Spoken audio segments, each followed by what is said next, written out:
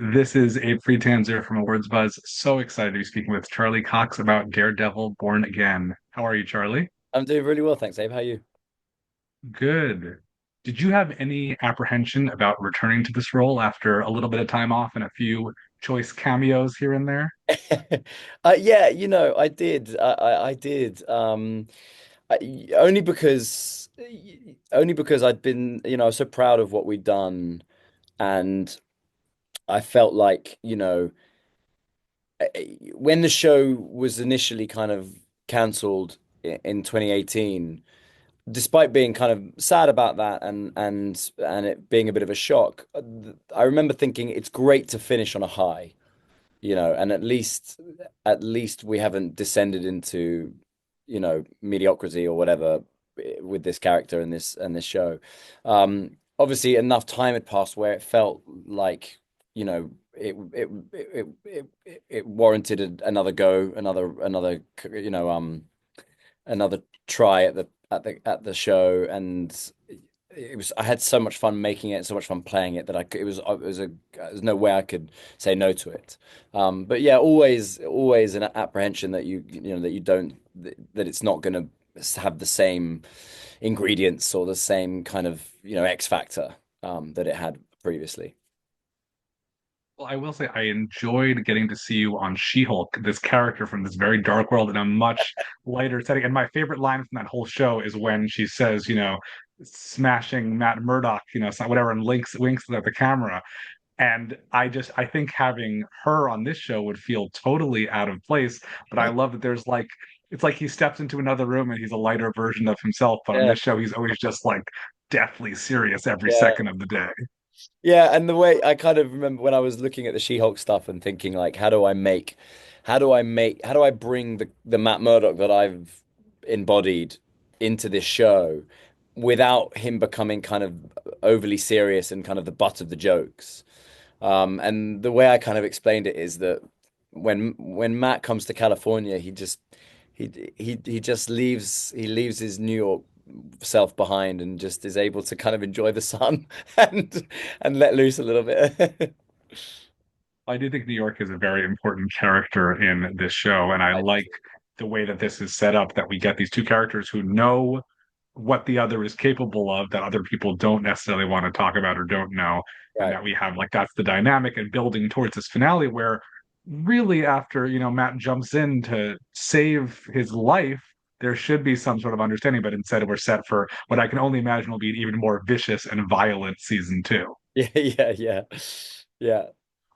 So I think the Kingpin is another character. I think, in a sense, you could say we've had him already. Why are we having him back? But I think this first episode really cements so much. Like seeing, I spoke to Vincent. He basically said that he doesn't believe he's the villain.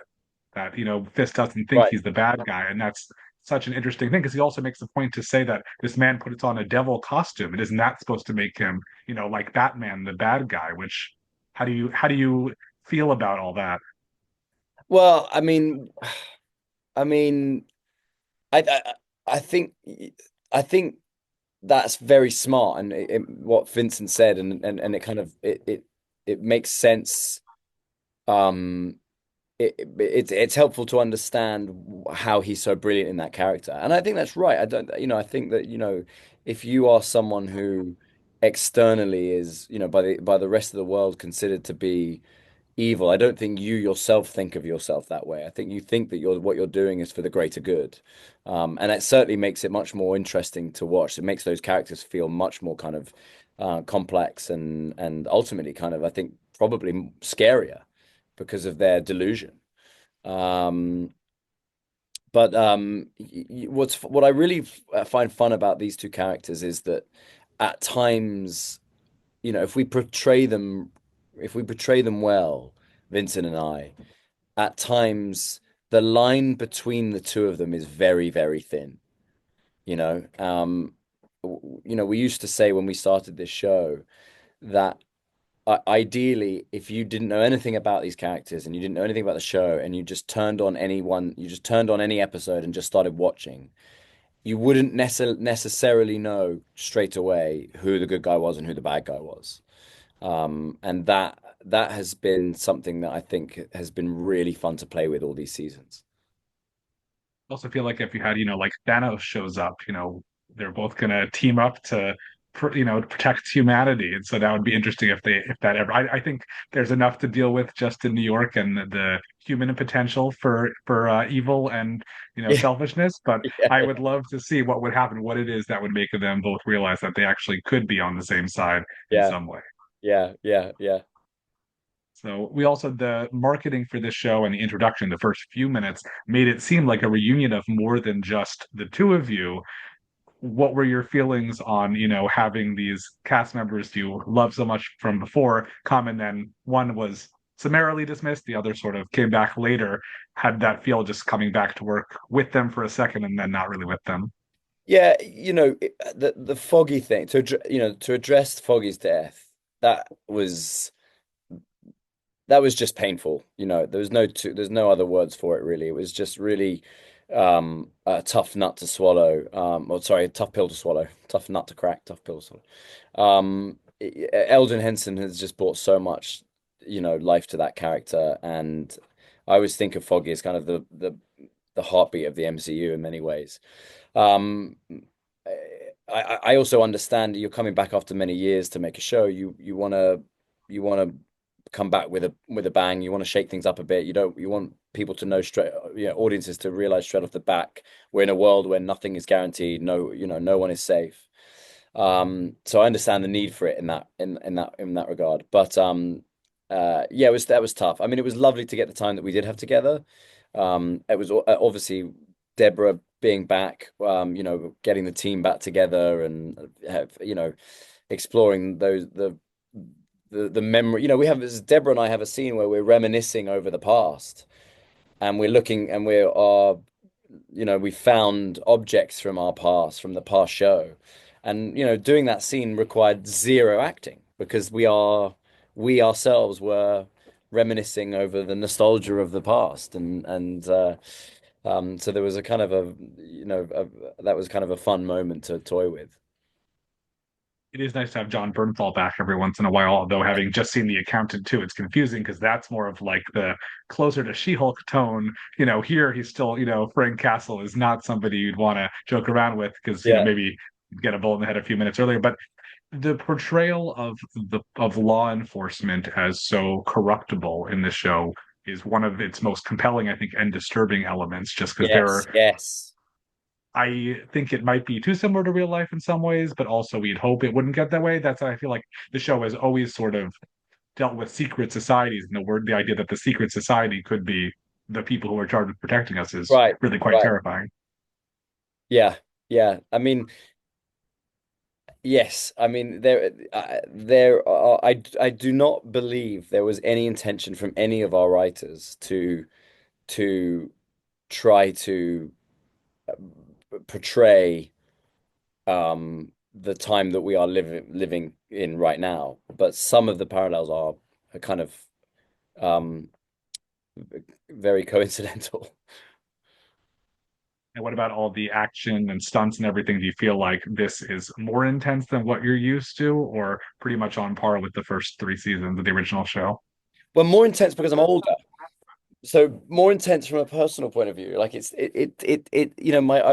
my recovery time is not what it was, 10 years ago.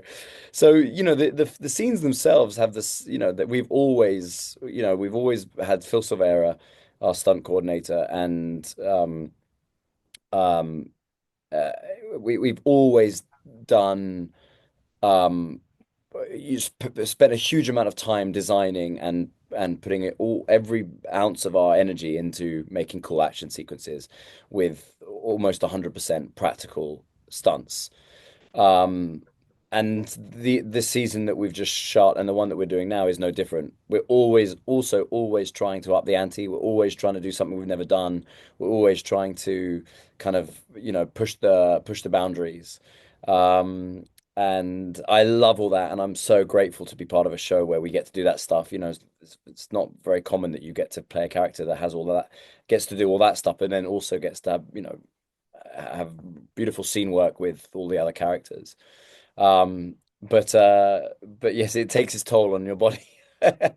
So I spend a fair bit more time in an ice bath than I used to, and a lot more time stretching. In terms of pushing boundaries, I tried to ask Vincent, what can you tell me about season two? And he was not very forthcoming. I'm not Yes. trying to get any major spoilers, but tonally, anything, what should fans generally expect? Um, I really am excited about the one with the season we're shooting. It's Dario is an incredible talent, and he's pieced together what I think is going to be a really thrilling season. It the feeling I get from reading it without giving anything away is it's one of the most oppressive oppressive worlds that we've um inhabited before, and the feeling that gives to the characters, the blanket of fear that is all encompassing is I think really interesting, and just potentially shifts our tone a bit. This is not necessarily it, right? It's not just a two-season show. If there's a chance it could continue beyond that. I mean that's what I've read, but all I know is that we're doing this season. As going further than that, I have no idea. But I've read that there was that Brad had said that the idea is to have shows that come back each year. So I think as long as our show performs, that's definitely on the cards. I hope so. I would love to keep making it as long as they'll let me. Well, I know you had a small role in one of the films, which is a pretty big deal given rights and everything like that. And I remember the joke from Deadpool and Wolverine where Ryan Reynolds is like, they're going to make Hugh Jackman keep doing this till he's 90. So I'm curious, do you hope that there's a future in the film world of the Marvel Cinematic Universe for Daredevil, or Look, would you want to? I'm so grateful for what I've got. So I don't want to. I wouldn't want to for a second express any dissatisfaction with how with the show that we have, and that is our focus right now, and that's my focus to kind of enjoy the fact that we get 8, 9 hours to tell long form stories that are that wrestle with concepts and ideas and themes that are hopefully relevant and also entertaining. Um, because I become a fan, and because I feel I've become a fan of the character and these characters in general. Any opportunity to kind of like intermingle is fun, and I know what that means to the fans as well. So I would welcome that with open arms. But it's really they don't tell me. I have no idea, and it's completely out of my hands. So we'll I just do have to wait feel and see. the fans have been particularly kind, I think, to the original Daredevil, especially compared to some other shows they didn't like as much. How you feel like people have been very warm to the to this continuation? I have been. I don't read much. I don't, I'm not on social media. I don't engage. I'm not engaged in the same way that other people are. Um, uh, just just because I try to just keep focused on what we're doing, and not worry so much because there's obviously there's a lot of opinions, and I'm not sure all of them are going to be helpful. But my understanding from the bits I have seen and what cast members and friends have told me is that the reaction has far exceeded what we thought it would, and because obviously we went through a lot of changes and we made a bit of a U-turn halfway through the season. So we were quite concerned that it wasn't going to quite come together in the way that we'd hoped. So from what I've heard, that it's been, the fans are very happy, and I feel unbelievably kind of grateful, and being very impressed with Dario and Sana and all the folks at Marvel for pulling it off. I remember watching you on a very different show long before this, which was Boardwalk Empire. And I feel like while that show certainly is violent, it's nothing like this. But you played like the nicest, most peaceful character on the show who still somehow met like a very violent, brutal demise. But I Yeah. just, what memories of that show do you have, and how did that help prepare you for this kind of You role? know, funny enough, I last night, because I'm in Los Angeles doing a bit of press before I go back to finish filming. Last night, I in a restaurant, I bumped into Jack Houston, um, who played Harrow. I mean, it's Half the been, face. Yeah. huh? Yeah. What was The his mask. Yeah. Harrow? something Harrow, I think. Anyway, I bumped into him, and I haven't seen him in over a decade, and so we were talking about the show. Yeah, I mean, my understanding is that there was a couple of folks at Marvel who were watching that show and had thought that I would be right for the character, and that was why I got the audition in the first place. Yeah, great memories of that show, and kind of started my love affair with New York as well, there's certainly some similarities with the characters. They're able to go to a place of quite extreme rage. Maybe that says more about me than it does about the characters, but yeah, it's that's I have great memories about that time.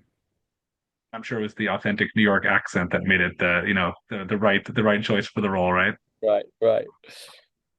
So, what do you like to watch on TV these days? What have you seen recently that's really impressed you? So I have young children, so I watch a lot of cartoons, animated stuff, and Bluey is a staple in our house at the moment. You know, I watch a lot of movies actually. And the TV shows I tend to watch, I tend to catch, normally have the recommendations from friends say you've got to watch this. So, I love The Bear, and I'm really enjoying The Studio at the moment. Which especially if you're in the industry, that's so fun to watch, and just like it's so funny. What have I seen? Anything else? I watch a lot of documentaries. And I particularly love a sports documentary. If I just need to zone out, I watch a great sporting doc. I did watch, what was something I saw recently I really enjoyed? Oh, well, okay, so I I did this thing, Variety Actors on Actors yesterday, and I did it with this wonderful young British actor called Joe Locke. I watched, the thing I've been watching recently was the two of the things he's done, which is a British Netflix show called Heartstopper, and Agatha All Along, which of course is another Marvel show. So I've just finished watching those two and was like, and there couldn't be, I was really so impressed by him. It couldn't be further in tone from one another. And he does such a marvelous job in both of them. So it was cool to watch that. And Heartstopper is not something that would be in my algorithm. It wouldn't, I don't think it's not for my demographic. It just wouldn't come up. So it's really, and I know how popular it is. And actually the guy who directed that first season directed a couple of episodes of Daredevil back in the day. So there was a cool similarity there. But yeah, I was thoroughly impressed. Really enjoyed it. Well, thank you so much for your time, Charlie. Looking forward to what's next for Daredevil and everybody else. Thanks, I appreciate you. Nice to talk to you.